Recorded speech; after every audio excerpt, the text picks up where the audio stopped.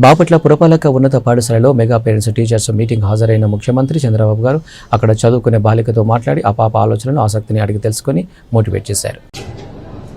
ఏంటమ్మా వ్యవసాయంలో ఏ పనులు చేయాలని? సార్, న్యాచురల్ గా పంట పండించి ప్రజలకు అందించాలనేది నా లైఫ్ అంబిషన్. అచ్చా, ఎందుకు నీకు ఆలోచన వచ్చింది? అంటే ఇప్పుడు ఎక్కువ ఫెర్టిలైజర్స్ తో పండిస్తున్నారు కదా సార్, దానివల్ల మనుషులకి హార్మ్ అవుతుంది. అది నాకు చిన్నప్పటి నుంచి అనిపించేది. అంటే ఫుడ్ హాస్పిటల్కి వెళ్ళినా కానీ ఫుడ్ తీసుకోమని చెప్తారు కదా, ఆ ఫుడ్ బాగోకపోతే ఇంకా ఏం తింటారు ప్రజలు అనేది ఒక ఆలోచన వచ్చింది నాకు. అందుకే బెస్ట్ గా ఫార్మింగ్ చేసి న్యాచురల్ గా ప్రజలందరికీ అందించాలని. మన రాష్ట్రంలో ఒక ప్రయోగం జరుగుతుంది, తెలుసా నీకు?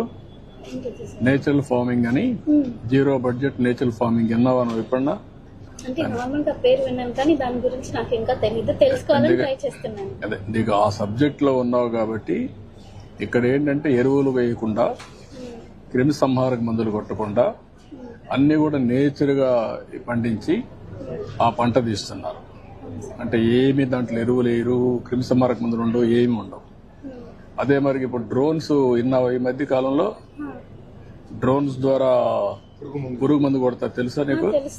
ఇప్పుడు అలాంటి నేచురల్ ఫార్మింగ్ కావాల్సినటువంటి మందు కూడా డ్రోన్ తో కొడతారు. టెక్నాలజీ పెరిగింది కాబట్టి టెక్నాలజీ ఉపయోగించుకొని ఈ పని కూడా చేస్తారన్నమాట. That's good.